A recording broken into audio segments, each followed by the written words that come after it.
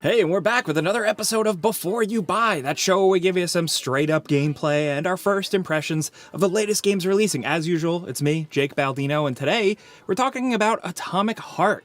Now, we've been anticipating this one for years now. It started out as a small, kind of strange, weird looking project and eventually ballooned into this full-fledged game we have here today. This is going to be an interesting video. I came away enjoying playing through Atomic Heart, but almost every aspect of it is flawed. For everything I enjoyed in the game, I also have something to criticize. I just want to be upfront because I still ultimately enjoyed the game, but I have way more to say about some of the issues. If you're the type of person that expects absolute perfection from their games, you read and watch every review, you know about game criticism, you know what you want a game to do and what not to do, then yeah, man, Atomic Heart is a rough game. But it's an ambitious and unique enough one that if you can forgive some flaws, you'll end up getting to play through something that's just different. It's a new, fresh thing. It's a bit busted, but it's cool. Just keep your expectations in check. I don't know, guys. With this one, I feel like the SpongeBob meme with Patrick being shown his picture, and you're just telling me all the bad things about the game, and I'm like, yep. But then if you ask me if I still enjoy it, I did. Not the game of the year or anything, but hey, I've gone on too long, so let's just get into it. And of course, the usual deal here, you know the drill. The review copy we've been playing, all this footage, it's on PC, and this is going to be a spoiler-free video. Now, let's start off with the best thing about Atomic Heart. It's the world they built. Not the open world, but just the concept. This alternate future Russia where the Soviet Union ends up having technological breakthroughs that make them the world's superpower. So robotics are the norm, and you get a glance at a seemingly utopian society. But of course, something is amiss under the surface. Everyone is comparing this game to BioShock, and yeah, it definitely does the thing where it takes some of the big ideas of what this place was supposed to be and how it could work out great on paper, but of course, someone or something will always screw everything up. It didn't glorify anything here, to me. You can read into the concepts of communism, artificial intelligence, and science, and I think you can extrapolate some pretty interesting things from it. These high concepts aren't always in your face, but they're fun to dive into here and there through the game's audio logs, the computer screens, and really just reading between the lines throughout the story as it goes. Really, it's a lot more to me. I know people are comparing it to BioShock a lot. To me, it's a lot more in tone and vibe as like the new modern Wolfenstein games. It takes an old European power and goes alternate history and ramps it up to like batshit crazy mode, which I think is far-flung and interesting enough. So in the game, right at the dawn of this new technological breakthrough for the whole society, shit goes down and you're tossed into this big, I think it's like a military base area. It's miles of land with underground bunkers, labs, houses, museums, nature, and more. Unfortunately, all the robots that have been taking care of society have gone crazy, and now it's up to you, Agent P3, who's like a veteran soldier with amnesia, of course, to get to the bottom of it all. It's a kind of linear adventure with wide open space between dungeons. You can explore and find loot and weapon upgrades, but the main focus is mostly on getting to the next interior and making your way through some good old-fashioned video game adventuring. Presentation-wise, I actually would have preferred if this game had a silent protagonist. Maybe something was lost in literal translation here, but the writing and voice acting is rough, borderline hurting the experience. The main character, he's just a cringe lord. Okay, so like imagine the big moment in the beginning of BioShock. You find the lighthouse, you take the plunge down into Rapture, and the music swells, and you see it all for the first time, and it's eerie and beautiful, but Jack goes, huh, ain't this some shit? That is what playing Atomic Heart is like as this guy. He's just an abrasive, annoying character. He softens a bit towards the second half, but it's still all almost laughably embarrassing. There is one good bit involving a train ticket, though, I'll say that. That and a few other moments landed, but overall, the rest of the dialogue isn't much better, but the overall story is intriguing at least. It doesn't totally stick it, and it relies a lot on your artificial intelligence just kind of telling you things as you walk around, making it kind of messy. But the cutscenes are often interesting, and there are some cool moments at least. I wanted to see what happened next, more out of curiosity than it being deeply compelling or anything, but it kept me going. Combat is alright. It kind of finds itself right in the middle. It's a mix of first-person melee and first-person shooting, where you need to mix in both at times, and certain enemies are weaker to different things. Melee, like many first-person melee games, is kind of rough. You have a regular attack and a special customizable heavier attack, as well as a kind of dash dodge that works pretty good. The issue is that the hits don't feel that good. It's a lot of mindless swinging, and although the animations of enemies getting hit and the damage looks kind of cool, it doesn't feel satisfying whacking away. I've played worse, definitely. Like, it's not bad, but considering you do melee a good amount, I wish it felt better. The first-person shooting is a bit better, though. It's easy to control, it's pretty straightforward stuff with ADS and sometimes alternate fire modes, and it varies from weapon to weapon, really. Like, the shock pistol is useful, but it doesn't feel satisfying. But the shotgun is good, the Fat Boy rocket launcher thing is solid, the AK-47 is really good, the shooting works, and it feels way better than melee in most instances. Also, the reload animations are cool. You also have special abilities, starting with an all-purpose shock blast on a cooldown to zap enemies and things in the environment, and then you can map 2 others that you can swap on the fly to use, like freezing enemies or covering them with explosive fuel, telekinesis, a shield, and more. Now, this leads to an element of the game I really like, the way the crafting and weapon and ability upgrades works. It's pretty straightforward stuff. It's nothing revolutionary, but just implemented in a satisfying way. Oh, and first off, just a little thing really creative of them, since you have like the powers glove for everything, one of its uses is to loot for materials. So instead of just manually clicking on every drawer and box and cabinet to manually get crafting materials and ammo, I'm looking at tons of other games. All you gotta do is hold a button and kind of wave your hand past stuff, and your hand kind of sucks up all the materials via telekinesis. It's really cool, and makes like the endless drudgery of looting in so many games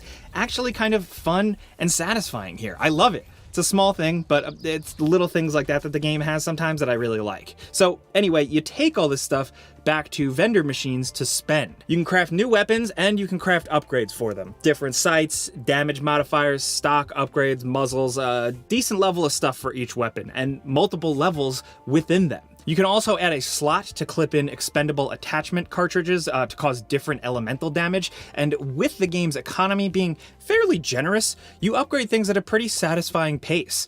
You're also spending a resource into a skill tree for each of your cool glove abilities. Take a basic telekinesis lift to slow down enemies, all the way up to a massive lift of multiple heavy enemies way up in the sky, and then the ability to slam them back down to the ground for more damage. Maybe take your shield from just a quick hit save thing to something that explodes when enemies hit you.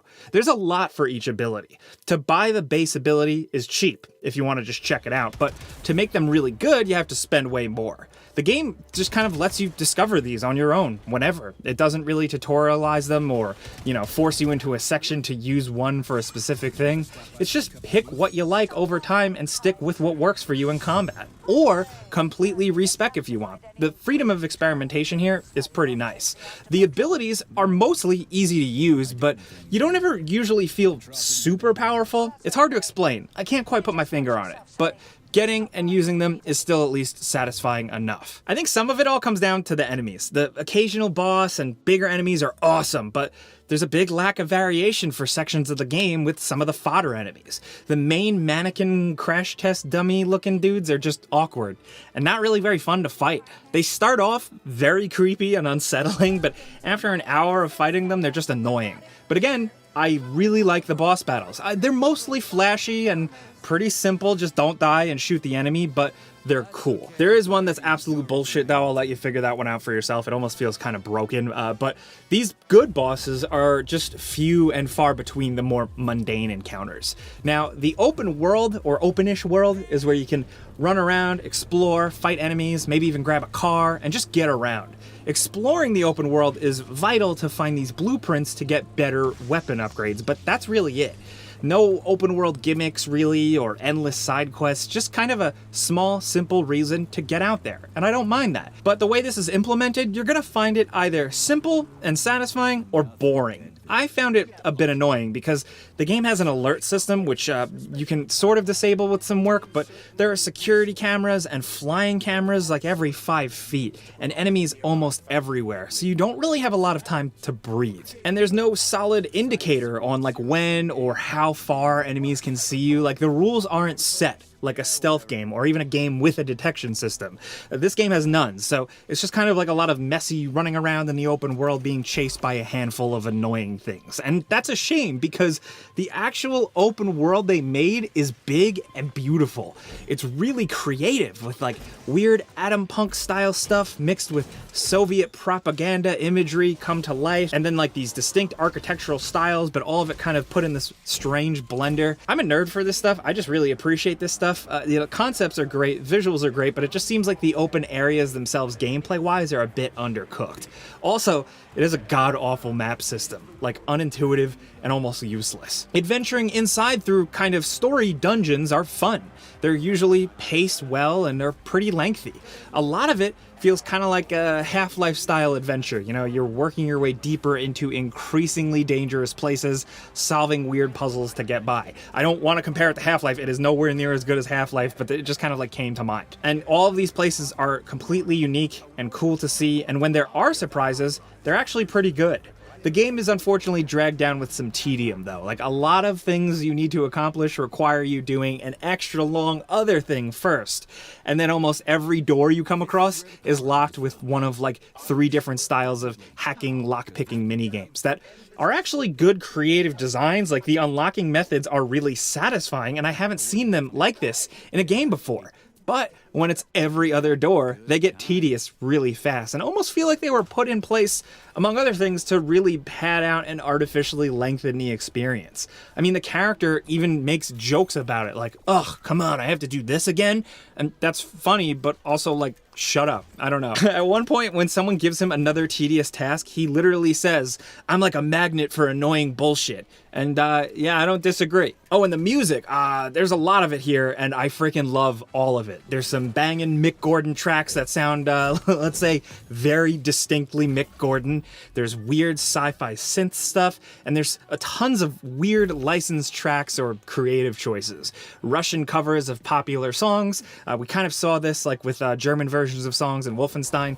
There's 50s kind of glossy doo-wop stuff, and lots of like recognizable opera and classical music bits. It's incredibly well inspired and sets a really unique tone that goes along well with all the sci-fi absurdity and just heightened a lot of moments. It made the adventure that much more intriguing. Visually, like I alluded to earlier, I think the game looks pretty great, and although we were expecting some performance issues, we didn't really have any on a few different spec machines.